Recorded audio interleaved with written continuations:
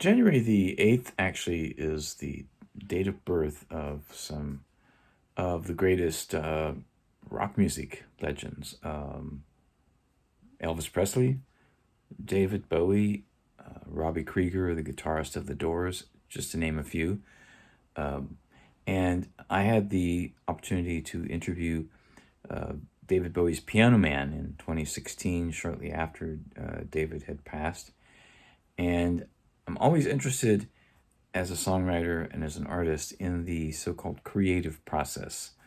And he described a story to me in working with David Bowie that I thought I'd share just as something fun and lighthearted and something that you could learn from, because I have these experiences, as we all do, when you are in a creative process.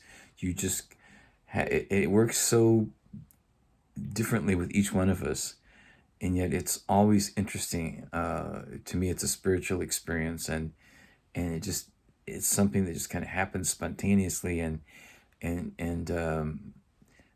it really is a spiritual experience as I see it. Well, here's Mike Garson's story, working with David Bowie on a song that was the title cut of an album called Aladdin Sane. I hope you enjoy it.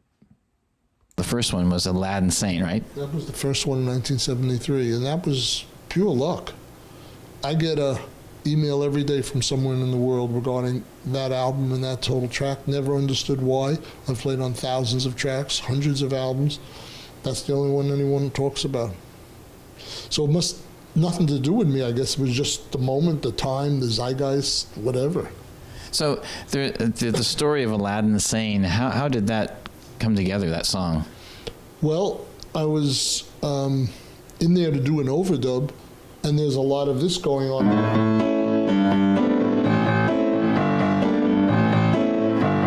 So Bowie asked for a piano solo, and I played something like this. It stops me, and he said, "That's typical blues, we don't want that." So he says, "Try something else," and it goes again. I start playing things.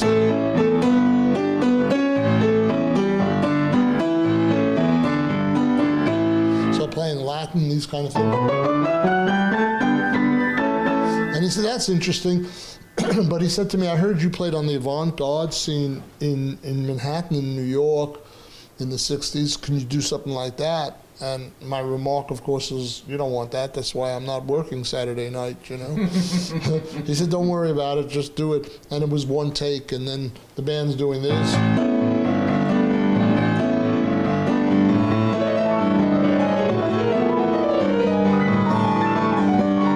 That kind of a thing. Except they were doing that, so I had both hands to do this. But when you hear it isolated, it doesn't sound so good. He was smart enough to know if you had a solid rhythm section playing a groove, you could play this freeness on top. So that was where his brilliance lied. Because some of that music by itself doesn't make a whole lot of sense, but he framed it in this context with a bass drum and a groove and great guitar playing, and that's how it happened. And it made perfect sense. It was one take, he loved it. A few months later, one of the newspapers in London, I don't know if it was the Guardian or the London Times, right on the top, it was a Bowie quote, and said, "Mike Garson is the best rock pianist in the world because he doesn't play rock." Typical David Bowie. It was most peculiar. Out of nowhere, he suddenly said, "Religion is over, and it lies in the arts, that the information and spiritual life will be in the vessel of the visual and the musical arts." I think it's terribly dangerous for an artist to fulfill other people's expectations. I think they generally produce their worst work when they do that. Maybe we have to exist and live on the idea that we have one day at a time. If we could do that, we may be serving some great thing. I think the potential of what the internet is going to do to society, both good and bad, is unimaginable. Never play to the gallery. I think, but you never learn that until much later on, I think. But never work for other people at what you do. Always remember that the reason that you initially started working was that there was something inside yourself that you felt that if you could manifest it in some way, you would understand more about yourself and how you coexist with the rest of society. I think it's terribly dangerous for an artist to fulfill other people's expectations. I think they generally produce their worst work when they do that. But I've gotten used to the fact that you just can't please all the people all the time. And I've got no great desire to be loved in a major way by faceless, anonymous crowds. It's not part of something that I want. And the other thing I would say is that if you feel safe in the area that you're working in, you're not working in the right area. Always go a little further into the water than you feel you're capable of being in. Go a little bit out of your depth. And when you don't feel that your feet are quite touching the bottom, you're just about in the right place to do something exciting. I've often wondered if actually being an artist in any way, any nature, is a kind of a sign of a certain kind of dysfunction, a social dysfunctionalism anyway. It's an extraordinary thing to want to do, to express yourself in such rarefied terms. I think it's a loony kind of thing to want to do. I think the saner and rational approach to life is to survive steadfastly and create a protective home and create a warm, loving environment for one's family and get food for them. That's about it. That's actually all. Anything else is extra. All culture is extra. Culture is, that's, I guess it's a freebie. One of the David Bowie quotes that I find most fascinating is, "Religion is for people who fear hell. Spirituality is for people who have been there." This seems to be a reflection of his spiritual knowledge, as well as the studies he did on Buddhism early on. When I was about 18, I studied Tibetan Buddhism for about 2 or 3 years, and I had a teacher, Chimi Yangdang Rinpoche. And he really sort of tried to guide me into some kind of informed opinion about Buddhism. I wouldn't say that I was a very good Buddhist. Actually, he eventually told me to exert myself in music and not run off and get my hair cut off and become a lama. But the one thing that he left me with was a sense of transience and change, which actually became fundamentals to my life, my approach to it, and not holding on to anything, not considering that there is anything that will last through one's entire eternal life, living or dead. And it makes letting go very easy, material things or physical things. And looking for the source of one's own being becomes much more important. And I guess that's been sort of my own personal journey, is trying to sort out where my spiritual bounty lies, where my thread to a universal order lies. And that can become a life search. And I think that's, as a writer, probably what I involve myself in more than anything else. It was a Zen teacher at a temple that I like a lot in Kyoto. It was most peculiar. Out of nowhere, he suddenly said, "Religion is over, and it lies in the arts, that the information in spiritual life will be in the vessel of the visual and the musical arts." So I thought it was quite a stunning comment from this 70-year-old Zen master. I can't remember who the philosopher was, but in the early part of the century, he said that we have to kill God to reinvent him. And I think that is very much playing itself out in the later part of this century. I think we have to find the focus of where our religious strength lies in an entirely different area from the archaic and almost medieval forms that we're sort of expected to supplant ourselves to. Yeah. There's a term that the Gnostics use, which is called the God beyond God. And I think that there's a sense of one's trying to find some merit in the chaos that we perceive as our existence. And for someone like myself who comes from Judeo-Christian upbringing, there's something that pulls with the idea of having a God who's a judge and a father and arbiter of morals and whatever. It just doesn't, it seems too symbolic, it's too easy. And I think that the idea that the early Gnostics had, which is that there is in fact the depth of the God beyond the God. There's something beyond that which one can't call a singular entity. It's something that just pervades everything. And I still think that that's probably one of the major searches that I've probably made in my life.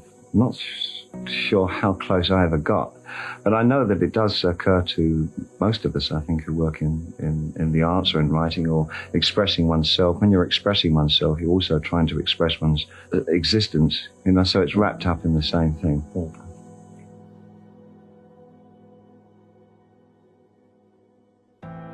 Bowie's philosophical knowledge adds up to a fascinating interpretation of the 20th century, as well as a unique perspective on the purpose of life. The late 19th century, there was people were so aggrandized with their own sense of science and the aftermath of the Enlightenment and how man himself could improve the world.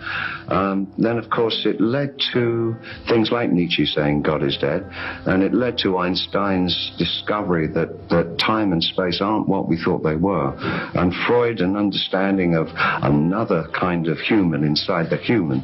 All these things culminated in the idea that everything we'd known before was wrong. Everything. So we start out the 20th century with this clean slate. We are now the gods. And the greatest thing that we could do as God during that century was create the bomb. That was what we were good at doing. And I think that in itself, in the 50s and 60s, the repercussions of what we had done by standing in for this idea of morality ourselves, creating it all ourselves, so destroyed our fix on what we should be doing in life that we're still living through that chaos right now. We have no spiritual lives to speak of. There's quasi-new religions, but there is no direct sense of what our purpose is anymore. Now, that may be a good thing, because it may show itself to be that we in fact don't have a purpose. Are we big enough and mature enough to exist like that? Are we mature enough to accept that there's no plan, there's no going somewhere, there's no gift of immortality at the end of this if we evolve? If we evolve far enough, we may never have to die. I mean, that seems to be the reach from the past. Well, maybe we can't live like that. Maybe we have to exist and live on the idea that we have one day at a time to live. And can we do that? Because if we could do that, we may be serving some great thing. In 1999, David made a highly accurate prediction of the internet's impact on society and popular culture, both in a positive and negative way. Up until at least the mid-70s, really felt that we were still living under in the guise of a single and absolute created society where there were known truths and known lies, and there was no kind of duplicity or pluralism about the things that we believed in. That started to break down rapidly in the 70s, and the idea of a duality in the way that we live. There are always 2, 3, 4, 5 sides to every question, that the singularity disappeared. And that, I believe, has produced such a medium as the internet, which absolutely establishes and shows us that we are living in total fragmentation. You don't think that some of the claims being made for it are hugely exaggerated? I mean, when the telephone was invented, people made amazing claims. I know, the president, for example. The president at the time, when it was first invented, he was outrageous. He said he foresaw the day in the future when every town in America would have a telephone. Now how dare he claim like that? Absolute bullshit. No, you see, I don't agree. I think the internet, I don't think we've even seen the tip of the iceberg. I think the potential of what the internet is going to do to society, both good and bad, is unimaginable. I think we're actually on the cusp of something exhilarating and terrifying. It's just a tool, though, isn't it? No, it's not. No. No, it's an alien life form. But it's simply a different delivery system there. You're arguing about something more profound. Oh, yeah, I'm talking about the actual context, and the state of content is going to be so different to anything that we can really envisage at the moment, where the interplay between the user and the provider will be so in simpatico, it's going to crush our ideas of what mediums are all about. But it's happening in every form. It's happening in visual art. The breakthroughs at the early part of the century with people like Duchamp, who were so prescient in what they were doing and putting down. The idea that the piece of work is not finished until the audience come to it and add their own interpretation, and what the piece of art is about is the grey space in the middle. That grey space in the middle is what the 21st century is going to be about.